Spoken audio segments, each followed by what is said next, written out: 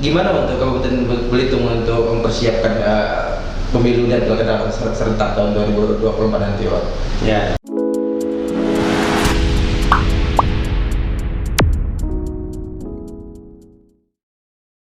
Oke, Pak Haikal, untuk selanjutnya mungkin kita bicara mengenai terkait persiapan untuk menjelang pemilu dan pilkada serentak di tahun 2024.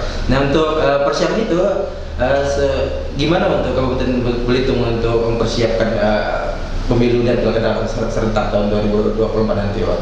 Ya, terima kasih Bang Amin. Jadi rekan-rekan semua perlu saya berikan informasi bahwa pemilu dan pilkada serentak 2024 itu kabar terakhir yang saya terima dari keputusan politik yang telah ditentukan oleh penyelenggara pemilu tingkat pusat dengan DPR, bahwa penyelenggaraan pemilu serentak 2024 itu akan dimulai proses tahapannya.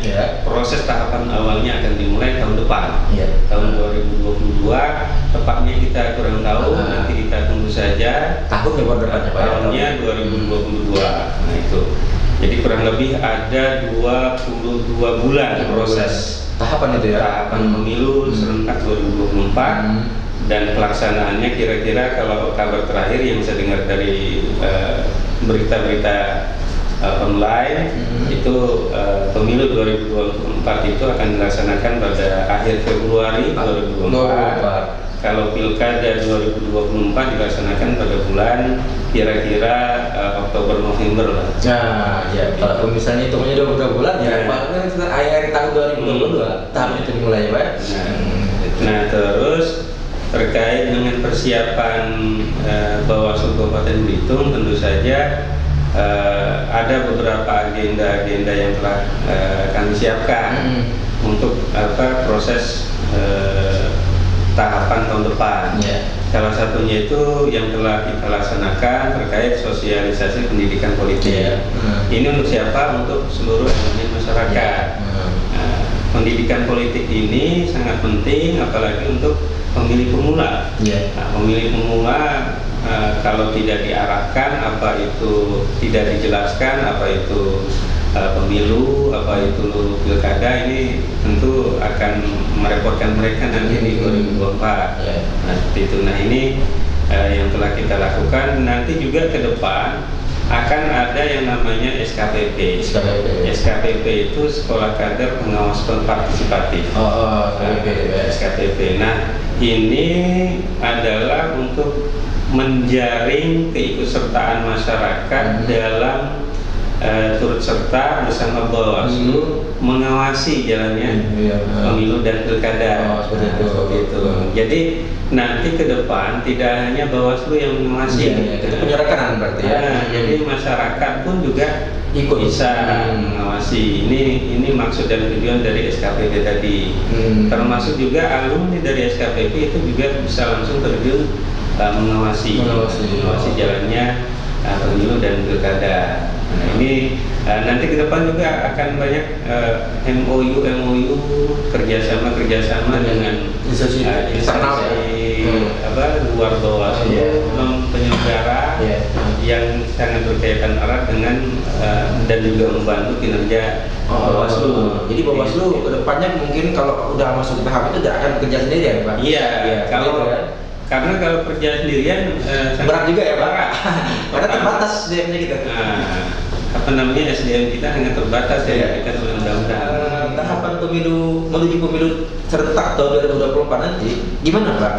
Kesiapan dari SDM Bawaslu Kabupaten Belitung ini untuk menyongsong pilkada dan pemilu 2024 serentak nanti, Pak?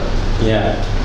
Kalau terkait dengan SDM, kalau sekarang yang tidak pada saat ini karena tidak ada tahapan pemilu atau pilkada, maka SDM yang diberikan oleh negara itu dikurangi. Dikurangi karena apalagi kita saat ini negara sedang sedang menghadapi pandemi corona. Saja ini untuk mengurangi pengeluaran negara.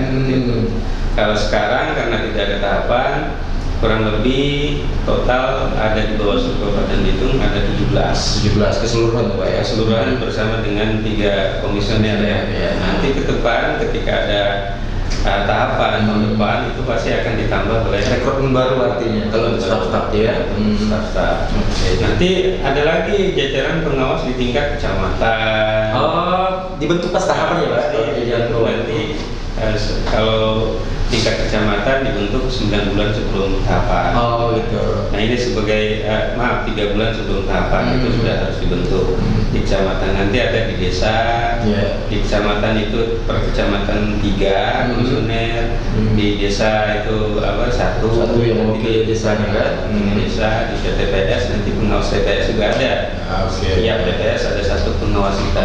Seperti itu. Nah ini kira-kira gambaran SDM pengawas. Makanya kalau di jumlah itu tidak lebih dari 550 tidak lebih dari 500 personel ini untuk mengawasi pemilih kita, kurang lebih pemilih kita itu 126 ribuan mata pilih ya. Mata pilih itu sangat berat. Makanya harus bantu dengan masyarakat. Langkah-langkah strategis apa nih Pak kira-kira yang akan dilakukan Bawaslu dalam mempersiapkan pengawasan pemilu? Langkah-langkah strategis nih Pak. Yang pasti untuk jangka pendek kita akan menyongsong yang namanya SKPP tadi ya. SKPP secara tatap muka. Lalu kalau tatap muka itu pasti akan terbatas ya personel karena kita corona. Nah ini yang langkah strategis paling awal yang akan kita lakukan. Yang kedua, membangun kerjasama dengan instansi luar. Ini langkah-langkah yang kemudian akan kita coba lakukan untuk menyongsong tahapan pemilu tahun depan. Kalau misal kita boleh lihat dari pengalaman di pelaksanaan tahapan di Pilkada 2012 dan pemilu di tahun 2019 kemarin, kan kalau untuk ukuran keberhasilan Bawaslu Kabupaten Belitung itu lumayan berhasil kan, dimana hanya ada beberapa pelanggaran yang terjadi dan itu pun hanya ada 1 yang disidang pidana yang serentak. Nanti ada nggak Pak untuk antisipasi hal itu bisa biar nantinya tidak terjadi lagi hal-hal seperti itu? Kita memberikan edukasi juga kepada masyarakat ini Pak. Yang paling efektif untuk hal itu tentu saja sosialisasi ya Pak, itu yang paling efektif. Sosialisasi yang kita lakukan itu bermacam-macam. Sosialisasi di kantor langsung, di kita ini bisa langsung kita terjun ke masyarakat, itu menyasar kalangan masyarakat yang marginal. Biasanya yang kaum marginal. Nah itu kita undang untuk kita berikan sosial. Kita sowan lah jatuhnya ke masyarakat gitu ya. Untuk memberikan edukasi kepada masyarakat bahwa inilah Bawaslu itu fungsinya ini gitu kan Pak ya. Obrolan santai kita hanya sebatas ini dulu Pak. Nanti kita bersambung lagi untuk part berikutnya. Kita akan gali lagi seperti apa sih sebenarnya Bawaslu itu yang sebenar-benarnya gitu kan. Personil di dalamnya juga seperti apa nanti mungkin seperti itu. Kepada pemirsa juga kami terima kasih atas telah diberikan kesempatan untuk mengedukasi kepada masyarakat terkait masalah pemilu dan pilkada nanti. Dan sekian dan terima kasih atas partisipasi Anda semua di acara Ngelekar Pemilu. Terima kasih. Wassalamualaikum warahmatullahi wabarakatuh. Waalaikumsalam.